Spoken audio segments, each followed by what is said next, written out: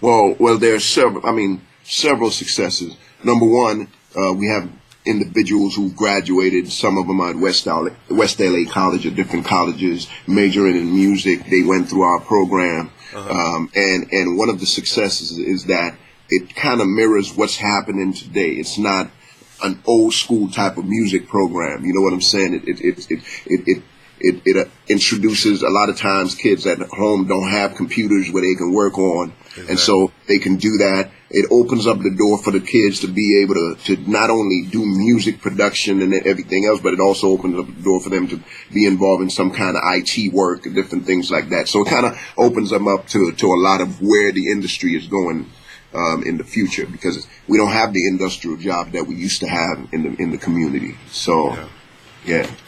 So it's more than just a music program. It really has to do a lot with the future of the kids, and a few of them are producing their own music now. So that's a beautiful situation.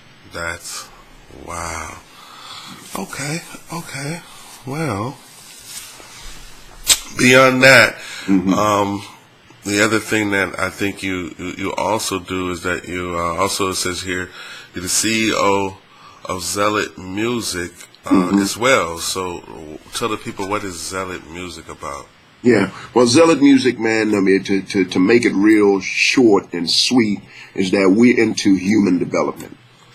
And so it all works together. It's all about, we mentor artists. So I have a few artists I'm mentoring right now. One of the artists that I'm mentoring did a movie a couple of years ago with Nick Cannon. He looks like he may be signing a major deal pretty soon.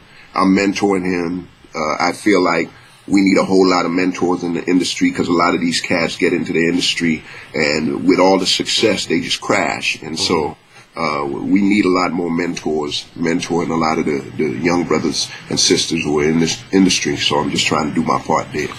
Okay, so you're mentoring, you're in the schools, you're serving at the church as well.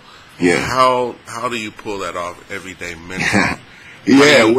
So that's good. I mean, I hear everything. Everybody's like, yeah, I heard that. That's great. That's wonderful for him. But somebody's giving him a silver spoon. Somebody has just made it, easy for him. So, of course. It hasn't been easy. I know that my steps are ordered by God. So, I got to give all props to God for being able to do that for me. By the way, I'm not the discipleship pastor any longer at New Song LA. I'm actually the executive pastor now. Okay, I'm sorry. You need to update that on the website. Executive pastor. You see, you don't stay, discipleship pastor if you're just gonna slack on the job, That's because funny. there's a couple of cats that's been discipleship pastor for a minute, and the reason being is because I'm just kidding. In due time. So you're the executive pastor now there, and there's that strong role. What is the practical steps? How do you organize your day? For instance, do you say, do you have to draw out a calendar, because you're also married as well? So do you draw out a calendar? Do you have something on your iPhone or iPod or some gadget? How do you keep all this stuff together and stay organized? Well, number one, I organize my own personal life first, and that is, I got my time, my quiet time, that I take care of myself. Okay. I have my iPhone is like a lifesaver, because I can put all my appointments on my iPhone and then put alerts on the iPhone, so to give you an alert an hour before your appointment or a day before your appointment, depending on how you set it up. Absolutely.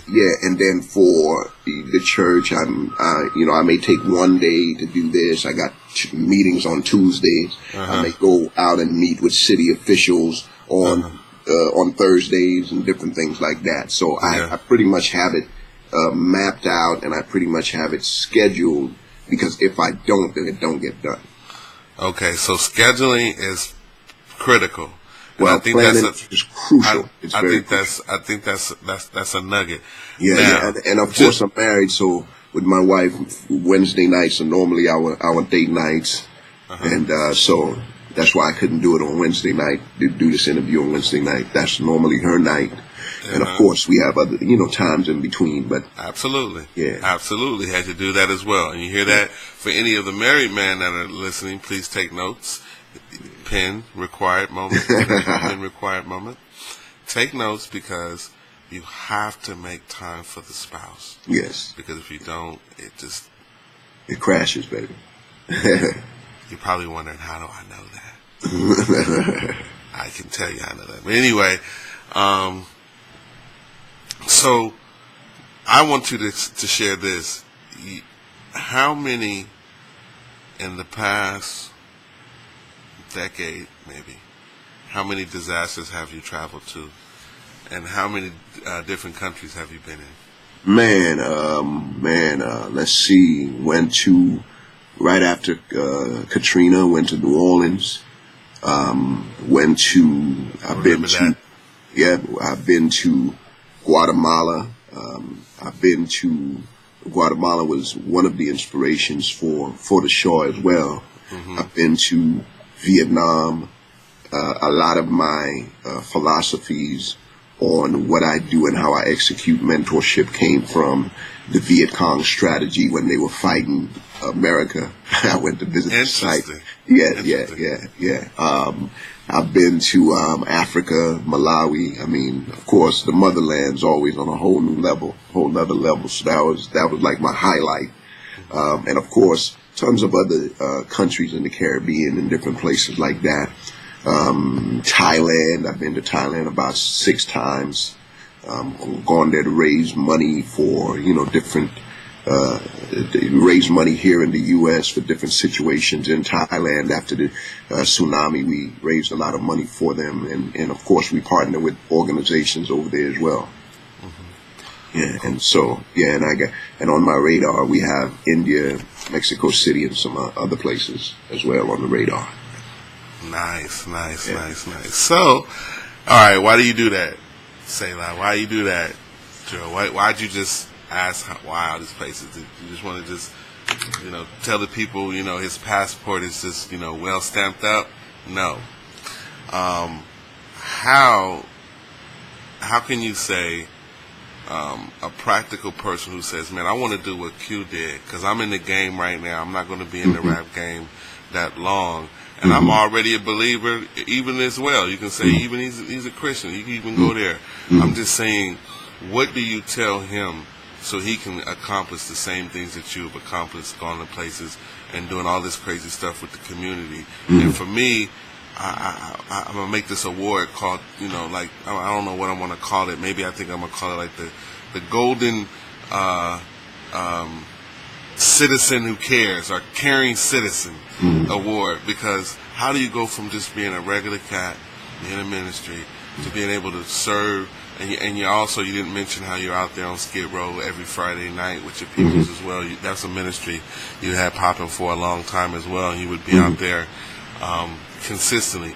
How do you get from I want to get it popping to executive pastor and all this service you've done?